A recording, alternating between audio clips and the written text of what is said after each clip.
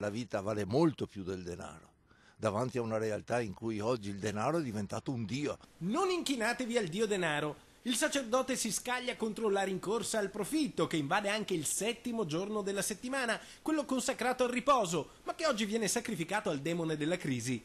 Il commercio lavora senza sosta in nome della liberalizzazione. Eppure non basta. Non basta per esempio al gruppo Auchan, che per recuperare 50 milioni di euro annuncia l'apertura della procedura di mobilità per 1426 dipendenti in tutta Italia. Questa è una prova che non c'è stato né lavoratori che hanno avuto lavoro in più, né evidentemente un profitto per loro. E allora adesso che il profitto vedono che non c'è, allora tornano indietro, ma il danno è stato già fatto. Con l'azienda non si può parlare di questo, perché continuano a dirci che le aperture, quindi la legge Salva Italia e le liberalizzazioni hanno portato dei dati positivi. In realtà i costi di apertura di queste strutture commerciali sono in aumento, perché la 7ª giornata di apertura e le festività costano, e stanno facendo scaricare questi costi in più sui dipendenti, quindi dicendo che il problema è il costo del lavoro. In realtà il problema è un costo delle strutture in sé. Il sindacato si ribella, il sacerdote si indigna. In Veneto sarebbero 141 i dipendenti tagliati con la mannaia del licenziamento,